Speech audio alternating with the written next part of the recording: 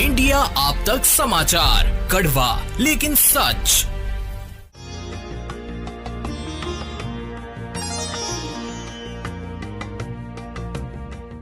पुणे जिले के खेड तालुका राजगुरुनगर में एक सनसनीखेज घटना ने पूरे इलाके को हिलाकर रख दिया।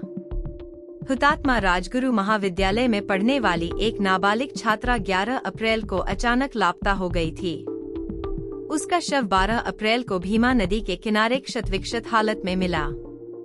इस मामले में पुलिस ने मुख्य आरोपी नवनाथ मांजरे, उम्र 29, निवासी मांजरेवाड़ी, खेड, को गिरफ्तार कर लिया है। जानकारी के अनुसार 11 अप्रैल को कॉलेज खत्म होने के बाद यह छात्रा पाबल रोड पर घर जाने के लिए रुकी थी। उसी दौरान नवनाथ मांजरे, जो उसी गांव का रहने वाला था, वहां पहुंचा। उसने कहा, चल मैं तुझे घर छोड़ देता हूं, और उसे अपनी बाइक पर बैठा लिया। चूंकि वह पड़ोस का ही था, छात्रा ने उस पर भरोसा कर लिया और उसके साथ चली गई। लेकिन यहीं से उसकी जिंदगी का सबसे भयानक मोड़ आया। रास्ते में नवनाथ ने बहाना बनाया कि उसे अपने गन्ने के खेत में पानी की बारी देनी है, और वह छात्रा को नदी किनारे अपने खेत में ले गया।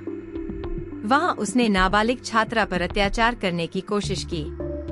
जब छात्रा ने इसका विरोध किया, तो नवनाथ ने गुस्से में आकर पास पड़ा एक पत्थर उठाया और उसके सिर पर दे मारा।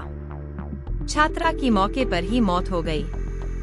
इसके बाद आरोपी ने उसके शव को घसीटते हुए पास की भीमा नदी में फेंक दिया और गांव लौटकर सामान्य व्यवहार करने लगा। छात्रा के लापता होने के बाद उसकी तलाश शुरू हुई। इस दौरान एक सीसीटीवी फुटेज सामने आया, जिसमें वह नवनाथ की बाइक पर बैठकर जाती दिखी। पुलिस ने इस सुराग के आधार पर तपास तेज किया और जल्द ही उसका शव भीमा नदी में मिला। नवनाथ को हिरासत में लेने के बाद पुलिस की पूछताछ में उसने अपना गुनाह कबूल कर लिया। हालांकि वह बार बार उलट-सुलट जवाब देकर पुलिस को भटकाने की कोशिश कर रहा है। पोस्टमार्टम रिपोर्ट से यह स्पष्ट होगा कि छात्रा के साथ बलात्कार हुआ या नहीं। फिलहाल नवनाथ को 8 दिनों की पुलिस हिरासत में भेजा गया है। इस घटना ने पूरे गांव को सदमे में डाल दिया। 13 अप्रैल को छात्रा की बड़ी बहन की सगाई थी, लेकिन उससे एक दिन पहले ही यह दुखद घटना हो गई। गांव में तनाव का माहौल बन गया, क्योंकि आरोपी गांव का ही निवासी था। पुलिस ने अंतिम संस्कार के दौरान गांव से स्मशान भूमि तक भारी बंदोबस्त रखा ताकि कोई अप्रिय घटना न हो। हैरानी की बात यह है कि नवनाथ घटना के बाद बेफिक्र होकर गांव में घूमता रहा।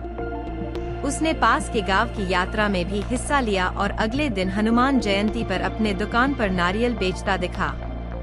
उसने गांव वालों से यह भी कहा कि उसने नदी किनारे किसी औरत की चीख सुनी थी, लेकिन डर के मारे वह वहां नहीं गया। लेकिन जैसा कि कहा जाता है, गुनाह ज्यादा देर तक छुपता नहीं। पुलिस ने उसे पकड़ लिया और सच सामने आ गया।